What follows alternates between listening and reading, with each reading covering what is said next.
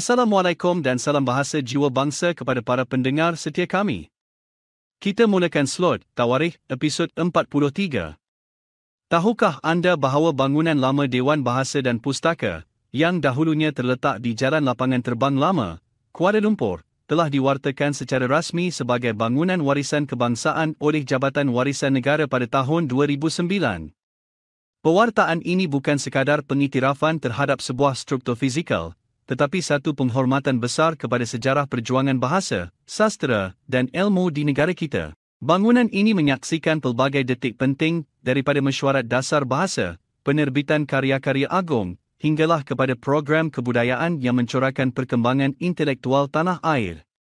Sejak dibina pada tahun 1957, bangunan ini menjadi pusat lahirnya ribuan karya, menjadi rumah kepada para sastrawan, editor, pengkaji dan pencinta ilmu yang menjadikan bahasa Melayu sebagai teras pembangunan negara. Dinding-dindingnya menyimpan cerita perjuangan mendaulatkan bahasa kebangsaan, setiap ruangnya menyaksikan sejarah yang membina identiti budaya Malaysia. Dengan pewartaan ini, bangunan lama DBP akan dipelihara mengikut Akta Warisan Kebangsaan, sekaligus memastikan nilai sejarahnya terus dipertahan untuk generasi akan datang. Ia bukan hanya simbol perjuangan masa lalu, tetapi juga mercu tanda kesinambungan usaha memartabatkan bahasa Melayu.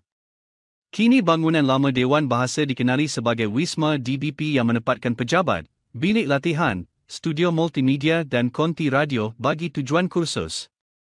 Sekian perkongsian pada hari ini.